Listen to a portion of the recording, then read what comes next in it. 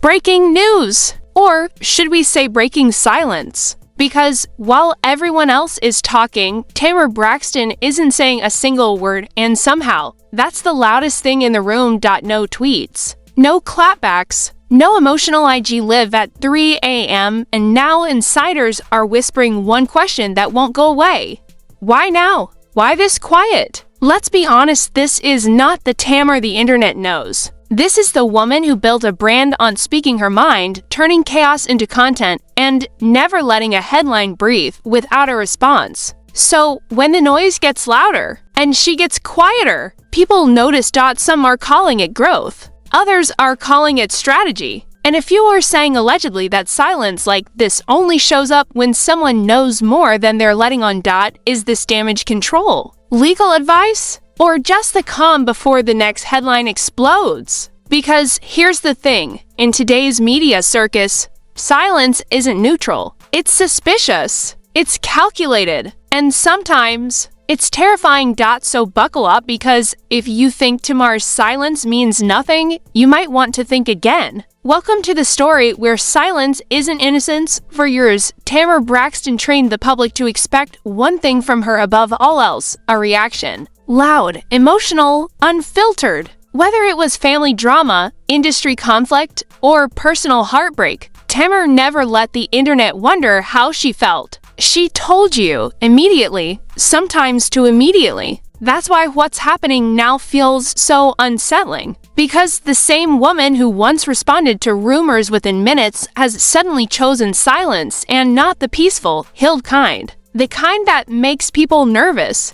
This silence didn't arrive randomly. It showed up at a very specific moment when the Braxton family name was already under pressure, when online conversations were shifting, and when attention was moving from loud accusations to quiet observation. Tamar didn't announce a break. She didn't post a vague "protecting my peace" quote. She didn't even hint at stepping back. She simply stopped. And in the world of celebrity media, stopping without explanation is never neutral. What makes this even stranger is Tamar's history with controversy. She has never been the sister who fades into the background. She has always been the lightning rod, the one who speaks when others won't, the one who exposes tension instead of hiding it. From reality TV blow-ups to public family disputes, Tamar built an image around transparency, even when that transparency came at a cost. So, when someone like that goes quiet, people don't assume calm. They assume calculation. Insiders, at least the kind of insiders the internet loves to believe exist, started floating theories almost immediately. Some said it was advice from her inner circle. Others claimed it was exhaustion. And then there were those who pointed out something far more uncomfortable: the timing. Because Tamar didn't go silent during peace. She went silent when scrutiny shifted from spectacle to substance, when people stopped reacting emotionally and started asking slower, quieter questions. The public reaction followed a familiar pattern. At first, sympathy. Fans praised her for choosing herself, for growing, for refusing to engage in chaos. But sympathy doesn't last long online. It never does. Soon, that praise turned into curiosity, and curiosity turned into suspicion. Old clips resurfaced. Old interviews were replayed with new captions. Things that once felt like entertainment suddenly felt like context, and here's where the narrative takes a turn. Because Tamar's silence isn't happening in isolation. It's happening alongside a noticeable change in how others around her are moving. Fewer public statements, less cross-boasting, more carefully worded appearances. The kind of behavior that suggests people are thinking before they speak instead of speaking before they think. To the average viewer, that may seem like maturity. To longtime observers, it feels like coordination. This is where the phrase "silence isn't innocence" starts to circulate, not as an accusation, but as an observation. Silence, especially from someone known for noise, is rarely accidental. It's often strategic. Sometimes it's about protecting mental health. Other times, it's about avoiding contradictions. Because when you say nothing, you can't be quoted. You can't be misinterpreted. And you can't be held to your own words later. The internet, of course, has no patience for ambiguity. If Tamar won't explain herself, others will do it for her. Comment sections fill in the gaps with speculation. Reaction channels break down her absence frame by frame. Even neutral gestures get overanalyzed. A like here, and unfollow there. Suddenly, silence becomes a story all on its own. What complicates this even more is Tamar's past relationship with public accountability. She has openly discussed feeling misunderstood by media, betrayed by narratives, and overwhelmed by constant judgment. So, on one hand, her silence could be self-preservation. On the other, critics argue that when you build a career on public storytelling, you don't get to selectively disappear when the story turns uncomfortable. And that tension between privacy and responsibility is exactly what's fueling the discomfort right now. There's also the question of control. Tamar has always been a narrator of her own life. Even when situations spiraled, she framed them in her own words. Silence removes that control. It allows others to define the narrative, which raises a simple but unsettling question. Why would someone who values control give it up willingly? Some fans believe the answer lies in legal advice, though no confirmed details exist.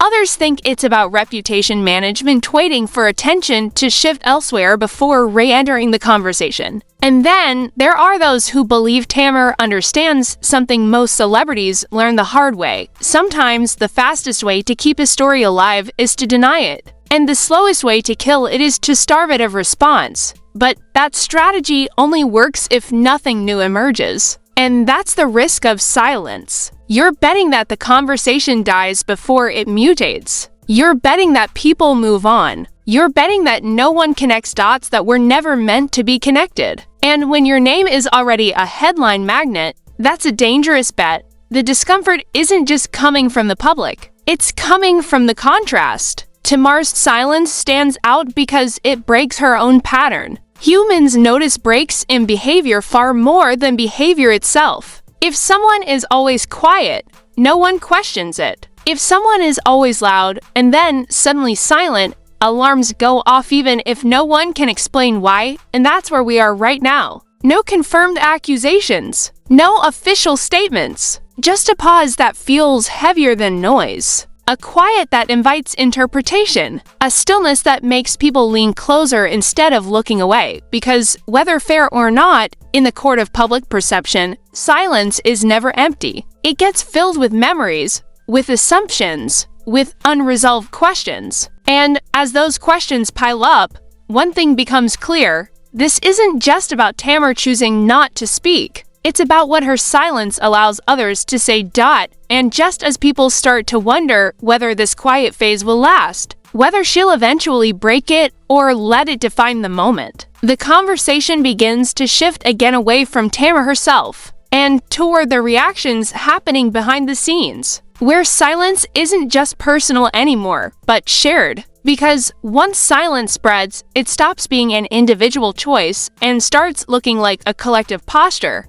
What people began noticing next wasn't what Tamar said, but what everyone else stopped saying. Interviews that might have mentioned or didn't, conversations that once revolved around open family dynamics suddenly became vague and polished. Statements felt rehearsed, as if every word had been weighed twice before being released. That shift didn't go unnoticed, especially by audiences who followed this family long enough to recognize when authenticity gives way to caution. Online, commentators were quick to point out that this kind of quiet rarely happens unless there's an unspoken agreement in place. Not necessarily a formal one, but an understanding, a shared awareness that certain topics are better left untouched for now. And when multiple people independently choose restraint at the same time, the internet doesn't see coincidence. It sees coordination. This is where anonymous sources begin to dominate the narrative. Not real names, not verifiable credentials, just whispers attributed to people close to the situation. According to these whispers, conversations are happening behind closed doors that won't ever make it to a camera. Conversations about optics,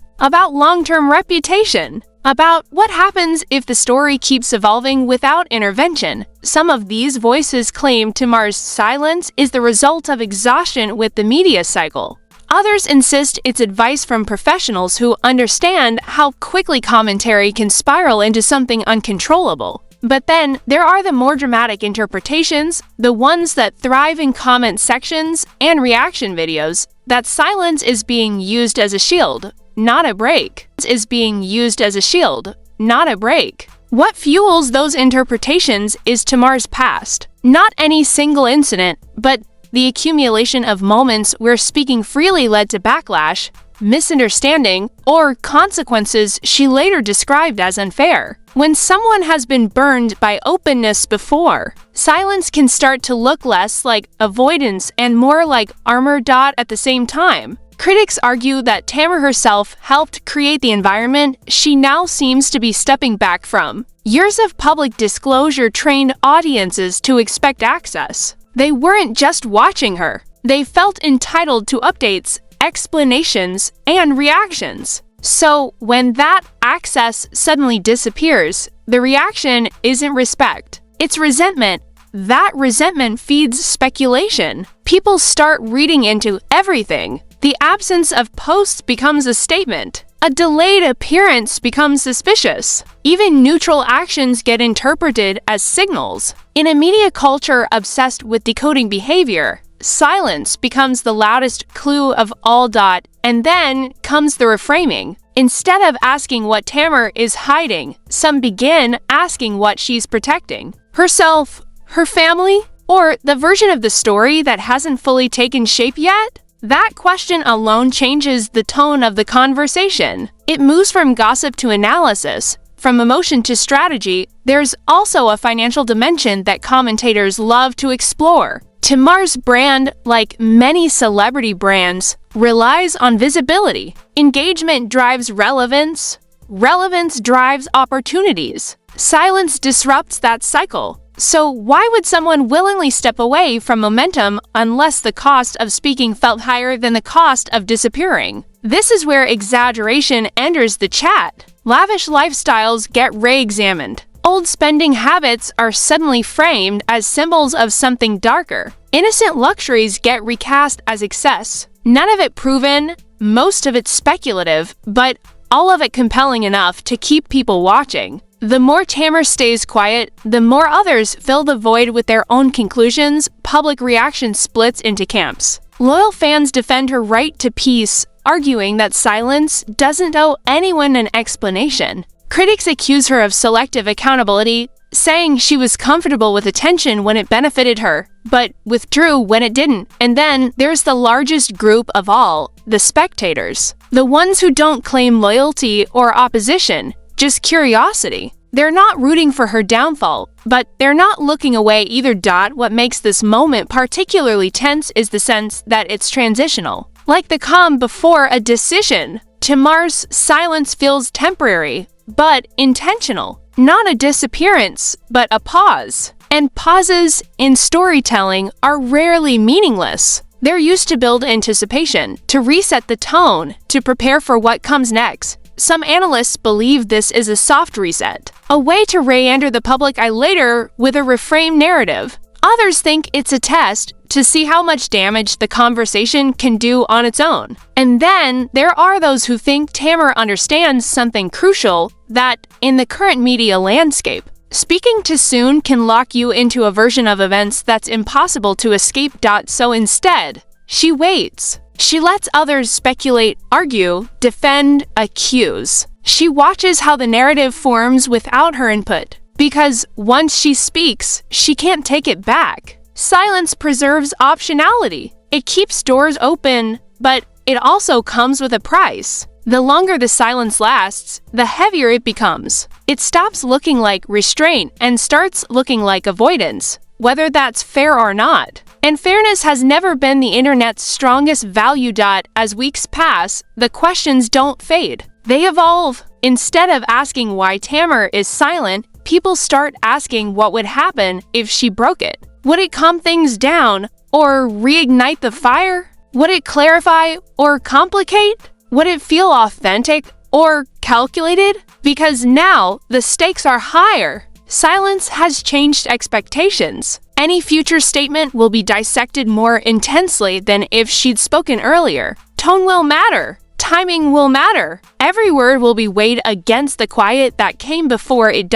And that's the paradox Tamar now faces. Silence gave her space, but it also raised the bar. Whatever comes next has to justify the weight. It has to explain not just the situation, but the choice to step back from it. As the conversation continues to churn, one thing becomes increasingly clear. This isn't just about a celebrity choosing not to speak. It's about how silence itself has become part of the story, shaping perception, fueling debate, and setting the stage for consequences that haven't fully revealed themselves yet because, while the public argues about what Tamar's silence means, another conversation is quietly gaining momentum, one that focuses less on interpretation and more on impact. Less on rumors and more on what happens when a narrative goes unchecked for too long. Because once a narrative starts moving on its own, it doesn't need confirmation to cause damage. It just needs time. By this point, Tamar's silence has stopped being interpreted as a pause and started being treated as a position. Not because she declared one, but because the public assigned it to her. That's how modern media works. Absence becomes meaning. Non-response becomes response. And neutrality gets rewritten as intent. What's happening now is subtle but significant. The conversation is no longer driven by headlines or trending clips. It's driven by tune, by the way people talk about her, by the shift from emotional reactions to analytical ones. When audiences stop asking what happened and start asking what does this say, the story enters a more dangerous phase. Some commentators suggest this is the phase where reputations quietly change, not through scandal, but through redefinition. Tamar is no longer just the outspoken sister, the reality TV firecracker, the unfiltered voice. She's becoming something else in the public imagination. Someone guarded, someone careful, someone who chooses restraint over reaction. And while that might sound positive on paper, it comes with suspicion attached, especially when the transformation isn't explained. There's also the ripple effect to consider. Silence at this level doesn't just affect one person. It affects collaborators, brands, and future opportunities. People start hesitating, not openly, not dramatically, but internally. They ask themselves whether alignment is worth the unpredictability, whether association invites questions they'd rather avoid. This is how consequences begin, not with cancellations, but with caution. Behind the scenes, observers imagine meetings where Tamar's name is discussed in hypotheticals, not accusations, just scenarios. If she speaks, then what? If she doesn't, how long does this last? These are the kinds of conversations that shape careers long before the public ever notices a change, and still, Tamar says nothing. That silence forces everyone else to reveal themselves instead. Fans show how loyal they really are. Critics show how patient they're willing to be. Media outlets show whether they value clarity or clicks. In a strange way, Tamar's quiet has become a mirror, reflecting how different audiences project their own expectations onto her. Some argue that this is intentional, that Tamar understands the power of withholding, that she knows how scarcity fuels attention. In an era where oversharing is the norm, restraint can feel disruptive. It can command focus without saying a word. If that's the strategy, it's working. People are still watching, still waiting. But strategy doesn't exist in a vacuum. It interacts with emotion, memory, and bias. Tamar's past openness means people remember her words vividly. Old statements resurface and get reinterpreted through the lens of her current silence. Things that once seemed harmless now feel loaded. Context shifts, meaning changes. This is the danger zone of any public figure's journey. When the present refuses to explain itself, the past rushes in to fill the gap. At the same time, there's a growing awareness that silence can't last forever. Even the most carefully managed quiet eventually demands resolution. Not because the public deserves it, but because stories seek endings. And right now, Tamar's story feels unfinished. The question isn't whether she'll speak again, it's how. Will she address the silence directly, acknowledging it as a choice? Will she pivot to a different topic entirely, hoping time has done the work for her? Or will she return with something so unrelated that it reframes the entire moment as overanalyzed noise? Each option carries risk. Addressing it invites scrutiny. Avoiding it invites speculation. Reframing it invites skepticism. There is no clean exit once silence becomes symbolic. And yet, Tamar's situation highlights a deeper truth about modern celebrity culture. We claim to respect boundaries, but we punish people for enforcing them. We praise vulnerability, but we archive it for future judgment. We say silence is healthy, but we treat it as suspicious when it disrupts our expectations. In that sense, Tamar isn't just navigating a personal decision. She's navigating a system that thrives on access and reacts poorly when that access is withdrawn. Her silence challenges the assumption that visibility is owed, that explanation is mandatory, that public figures must always perform. But challenges come with consequences, whether intended or not. The longer this moment stretches, the more it becomes part of her public identity. Not as a scandal, but as a question mark. And question marks are uncomfortable. They invite interpretation. They resist closure. As the noise continues without her input, one thing becomes clear: Tamar's silence has already changed the conversation. It has slowed it down, deepened it, and shifted it from spectacle to subtext. People aren't just watching anymore. They're analyzing. And analysis lingers longer than outrage. Eventually, the silence will break, even if only through action rather than words. And when it does, it will be measured not just against what is said, but against everything that wasn't. The pause will matter as much as the statement. The waiting will shape the reception. Until then, the story remains suspended. Not resolved, not dismissed, just hanging there, filled with assumptions, interpretations, and unresolved tension, because in a world where everyone is expected to speak, choosing not to becomes a statement all its own. And whether Tamar intended it or not, that statement has left people uneasy, curious, and unable to look away. Not because silence proves guilt, but because silence, once noticed, refuses to be ignored. And now it's your turn to decide what this silence really means. Is Tamar Braxton protecting her peace, or protecting a narrative? Is this growth or strategy? Is silence a sign of strength, or a warning that there's more beneath the surface than we've been shown? Because in today's media world, nothing exists in a vacuum. Every pause sends a signal. Every quiet moment creates space for interpretation. And the longer the silence lasts, the louder the questions become. So tell me what you think. Is Tamar doing the smartest thing possible by staying quiet? Or has that silence only made the situation feel heavier, stranger, and more suspicious than if she had spoken from the start? Drop your thoughts in the comments. I want to know which side you're on. And if you're paying attention to how stories change when the main voice disappears. Make sure you like this video, subscribe to the channel, and turn on notifications, because we don't just react to headlines here. We watch what happens when the noise stops.